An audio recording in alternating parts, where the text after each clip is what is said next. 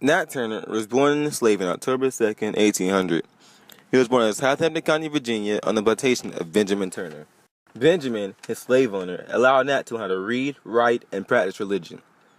As stated in his confessions, many people believed he had a talent and stated he surely would be a prophet. Turner was deeply religious, reading the Bible, praying, and fasting. After Benjamin died, Nat moved to many plantations.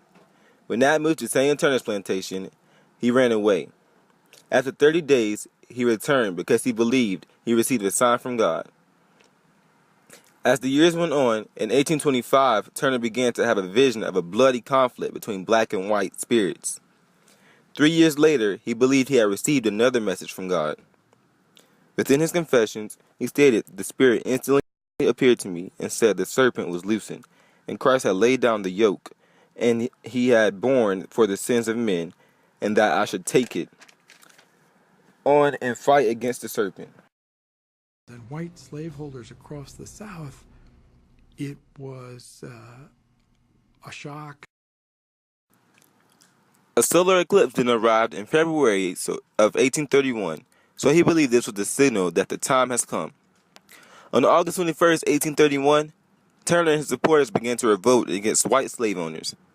His group still began to grow to include 40 to 50 slaves as they continued this massacre throughout the country.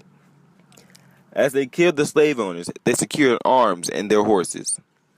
Turner planned on reaching Jerusalem and take over their armory. His plan was soon foiled by a group of white men at a plantation near Jerusalem. As chaos began, Turner fled into the woods.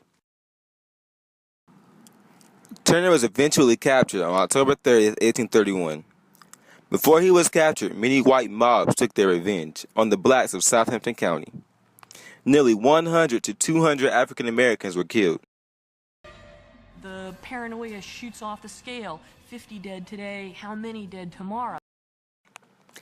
Nat was represented in court by lawyer Thomas R. Gray, who then wrote down Turner's confessions. During his trial, he was pleading not guilty. He believed that his rebellion was the work of God. Many of his other members pleaded the same fate as Turner. He was then sentenced to death by hanging on November 11, 1831. This history-changing slave rebellion put fear in the hearts of many Southerners, thus ending the organized emancipation movement in the South.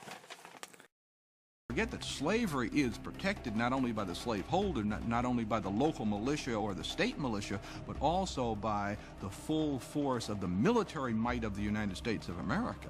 Except for that, slavery would not have been possible in the South. After Nat Turner died, many other slaves looked up to him as a role model, leading to many other slave rebellions.